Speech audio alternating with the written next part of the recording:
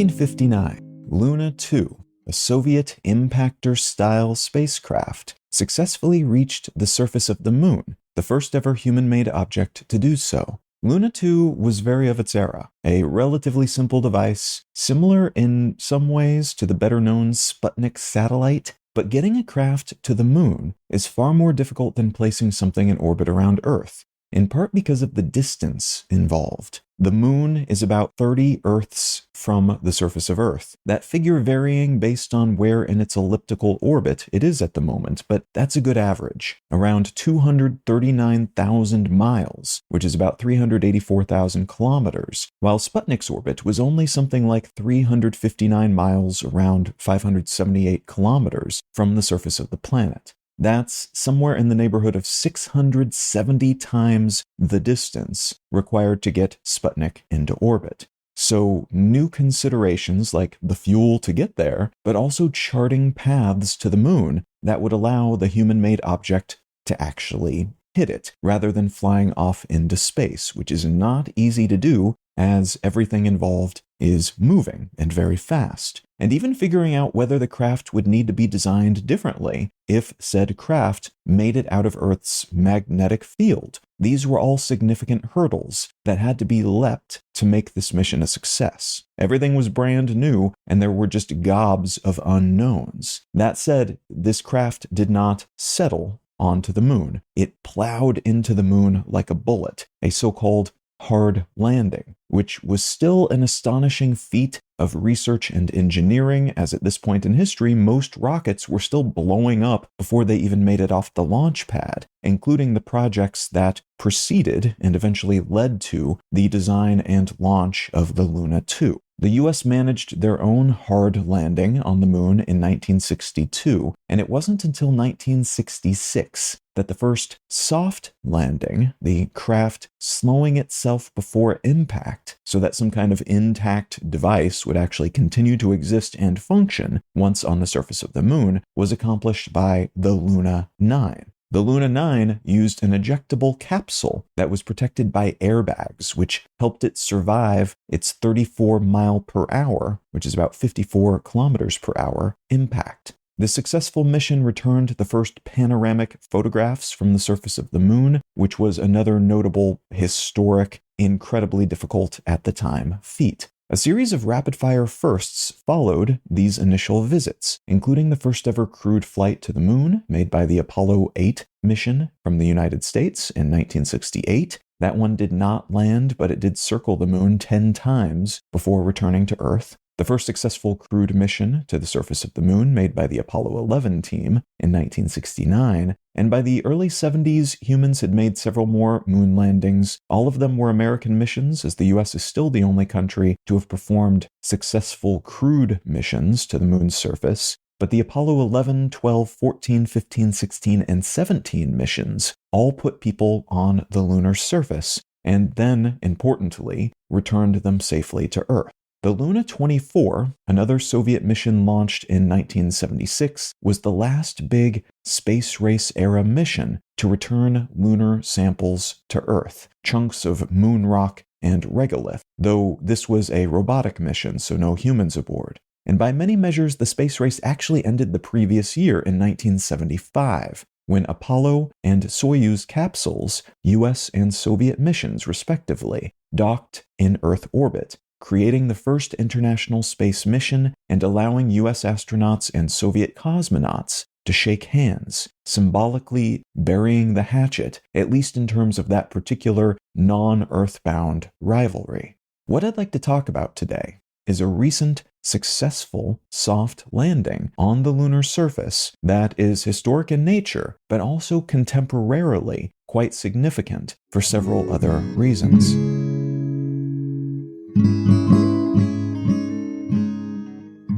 You're listening to Let's Know Things. I'm Colin Wright. I'm able to keep this show ad-free because of support from listeners like you. If you're finding value in what I'm doing here, consider becoming a paid supporter for the cost of a cup of coffee each month at letsknowthings.com. And as a thank you for your helping me keep this show solvent, you'll receive an additional bonus More Things episode each month. All right, let's get back to the show. Firefly Space Systems was founded in the United States in 2014 by a team of entrepreneurs who wanted to compete with then burgeoning private space companies like SpaceX and Virgin Galactic by, like these competitors, reducing the cost of getting stuff into low Earth orbit, which is where a whole lot of our satellites are located. They were planning to become profitable within 4 years on the back of the also burgeoning small satellite industry, which basically means selling space on their rockets, each of which are capable of carrying multiple small satellites on what's often called a rideshare basis, to companies and agencies that were keen to launch their own orbital assets. These smaller satellites were becoming increasingly popular and doable because the tech required was shrinking and becoming cheaper. And that meant you no longer needed a boggling amount of money to do basic research or to lob a communications satellite into orbit. You could spend a few $1,000,000 instead of tens or hundreds of millions and buy space on a rocket carrying many small satellites, rather than needing to splurge on a rocket all by yourself, that rocket carrying only your giant, extremely costly conventional satellite. This path, it was hoped, would provide them the benefits of economies of scale, allowing them to build and launch more rockets, which in turn would bring the costs of such rockets and launches down over time. And the general concept here was sound. That's basically what SpaceX has managed to do, with mammoth success over the past decade, completely rewiring how the space launch industry works. There are many reusable rockets and rocket components and abundant launches, many of which are used to lob their own Starlink satellites into space, while also usually carrying smaller satellites provided by clients who pay to go along for the ride, bringing all of these costs down dramatically. So that model is basically what Firefly was aiming for as well, but the Firefly team, which was made up of folks from Virgin Galactic, SpaceX, and other industry entities, was sued by Virgin Galactic, which alleged that a former employee who left them to work for Firefly provided their new employers with intellectual property that they stole, and that they committed what amounts to espionage, destroying data and hardware before they left Virgin Galactic. These allegations were confirmed in 2016, and some of Firefly's most vital customers and investors backed out as a result, leaving the company without enough money to move forward. A second lawsuit from Virgin Orbit against Firefly and some of its people landed that same year, and that left the company insolvent, its assets put up for auction in 2017. Those assets were bought by an investment company called Noosphere Ventures, which relaunched Firefly Space Systems as Firefly Aerospace. They then reworked the designs of their rockets a bit and relocated some of the company's research assets to Ukraine, where the head of Noosphere Ventures is from. They picked up a few customers in the following years, and they leased a private launch pad in Florida and another in California. In 2021, they were awarded more than $90 million to develop exploration tech for the Artemis moon program, which was scheduled for 2023 and was meant to help develop the US's private space industry. NASA was trying out a new model that would see them hire private space companies to deliver assets for future moon-based missions, establishing long-term human presence on the moon over the course of several years, and doing so on a budget, by basically not having to build every single aspect of the mission themselves in-house. That same year, the head of Noosphere Ventures was asked by the U.S. Committee on Foreign Investment to sell nearly 50% of his stake in Firefly for national security reasons. He was born in Ukraine, and the committee was apparently concerned about so much of the company's infrastructure, a company that was now working with the US government, being located in a country that, even before Russia invaded the following year, was considered to be a precarious spot for security vital US research and development assets. This is considered to be something of a scandal, as it was implied that this Ukrainian owner was himself under suspicion of maybe being a Russian asset, something that seems to have been all implication and no substance, as he has since moved back to Ukraine and has gone on to become something of a war hero, providing all sorts of tech and other resources to the anti-Russian invasion effort. But back then, he complied with this request, though not at all happily, and it sounds like that unhappiness was probably justified, though there are still some classified documents on the matter that maybe say otherwise. We don't know for sure publicly right now. In any event, he and Noosphere sold most of their stake in Firefly to a company called AE Industrial Partners, a US company, and the following year in 2022, it successfully launched, for the first time, its Alpha rocket, intended to be its core launch vehicle for small satellite rideshare style customers. The satellites placed in orbit by that first launch did not reach their intended height, though. So while the rocket made it to orbit, another launch, where the satellites were placed where they were supposed to go, actually happened in 2023. And that's generally considered to be the first truly successful launch of Firefly's Alpha rocket. All of which is interesting because this component of the larger space industry has been really heating up. SpaceX has dominated, soaking up most of the oxygen in the room and claiming the lion's share of available contracts. But there are quite a few private space companies from around the world profitably launching rockets at a rapid cadence these days. And many of them are using the same general model of inexpensive rideshare rockets carrying smaller satellites into orbit. And the money from those launches then funds their other explorations, ranging from government mission components like rovers to plans for futuristic space stations that might someday replace the aging International Space Station, to larger rockets and launch craft that might further reduce the cost of launching stuff into space, while also potentially serving as in-orbit or off-planet habitations, as is the case with SpaceX's massive Starship craft. This is also notable, though, because Firefly launched a lander as part of its Blue Ghost mission to the moon on January 15th of 2025. That craft reached the moon and successfully soft landed there on March 2nd, the same year, 2025. This lander was partially funded by that aforementioned 2021 Artemis Award by NASA. It ultimately received just over $100 million from the agency to conduct this mission, and it was launched atop a SpaceX Falcon 9 rocket, as the company's own Alpha rockets don't yet have the right specs to launch their lander, the Blue Ghost M1, which interestingly shared space in this rocket with another lander produced by a Japanese company called iSpace, whose name you might recognize, as iSpace managed to get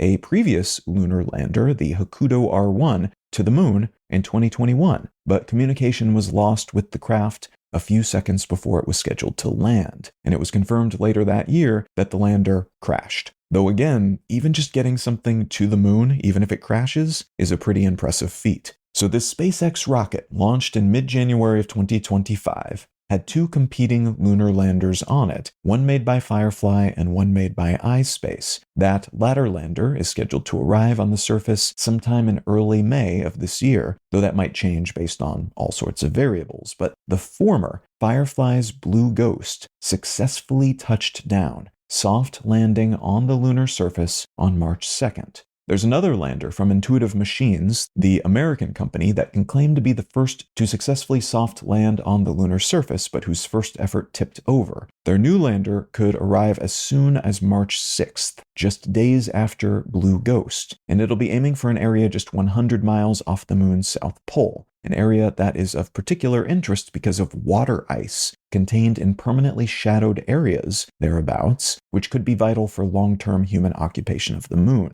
So things are heating up on the lunar surface these days, but soft landing something on the moon is still an accomplishment that few nations, much less private companies, have managed to tally. In the past decade alone, India, Russia, and a non-profit based in Israel have attempted and failed to achieve soft landings, and those aforementioned Japanese and US companies managed to soft land on the moon, but their landers both tipped over, limiting the amount of research they could conduct once there. China is the only nation to have successfully achieved this feat on their first attempt, and they benefited from decades of pre-existing research and engineering know-how to make that happen. And it's not surprising that this is such a rare feat. In addition to the incredible distances involved, the Blue Ghost lander was traveling at 3,800 miles per hour, which is more than 6,100 kilometers per hour, just 11 minutes before it landed. It then had to slow itself down really quickly, while also adjusting its orientation in order to safely land on an uneven, crater-paved moonscape. It managed to slow to the pace of a slow walk just before it touched down. Science-wise, this lander is carrying tools that will help it measure the stickiness of regolith, the lunar soil, on different materials. That will allow for more precise measurements of the distance between the Earth and the Moon, and that will help researchers study solar winds, radiation-tolerant technologies, and the Moon's mantle. It has equipment that allowed it to detect GPS and Galileo signals from Earth, which suggests these satellites might be used by craft and rovers on the Moon for navigation at some point. And it has a drill that will allow it to penetrate the lunar regolith up to 9 feet deep, among several other project assets. This has also served as a sort of proof of concept for this lander and mission type, as another Blue Ghost lander is scheduled to launch in 2026, that one aiming for the far side of the Moon, with a third currently meant to head out in 2028, destined for a currently underexplored volcanic region.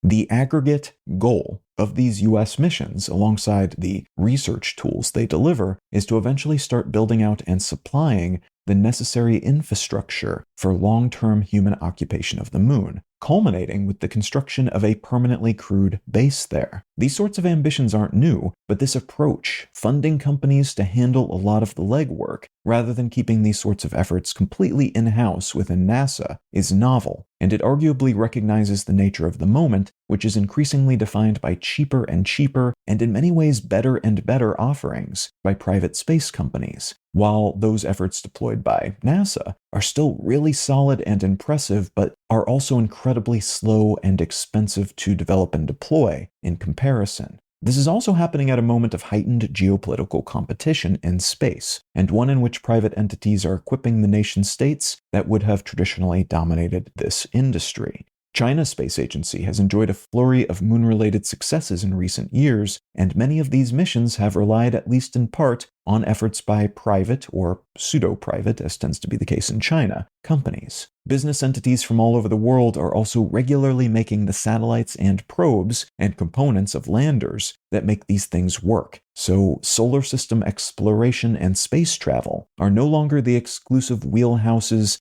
of government agencies. The private sector is becoming a lot more influential in this area, and that's led to some novel security issues, alongside massive swings in influence and power for the folks running these companies. Perhaps most notably, SpaceX CEO Elon Musk's increasing sway over governments and even intergovernmental conflict, due in part to his company's space launch capabilities and their capacity to beam internet down to conflict zones Earthside via their Starlink satellite array. So this is an area that's heating up both for earthbound and spacefaring reasons, and the incentives and peculiarities of the private market are increasingly shaping the type of research and missions being conducted, while also changing the math of what is possible, how quickly, and maybe even what level of risk is acceptable within a given mission or program.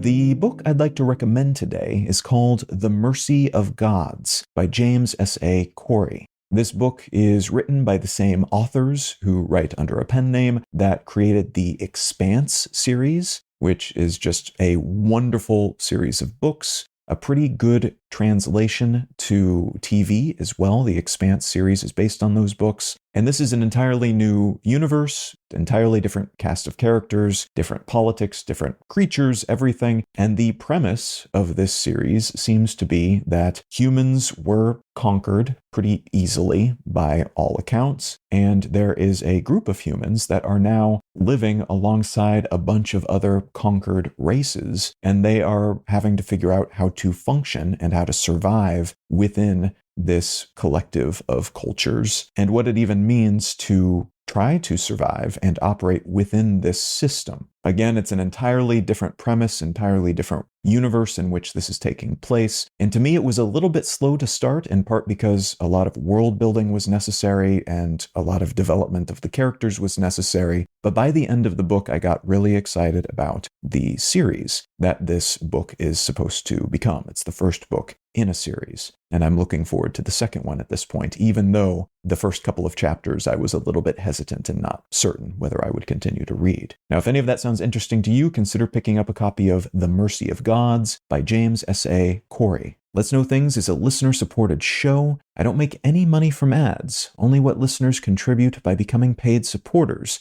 at letsknowthings.com. If you're not in the position to become a paid supporter at the moment, consider leaving a quick review wherever you get your pods. Those help get the show in front of more people and lend a hint of credibility to independently made shows like this one. A huge thanks in advance, whatever shape your support might take.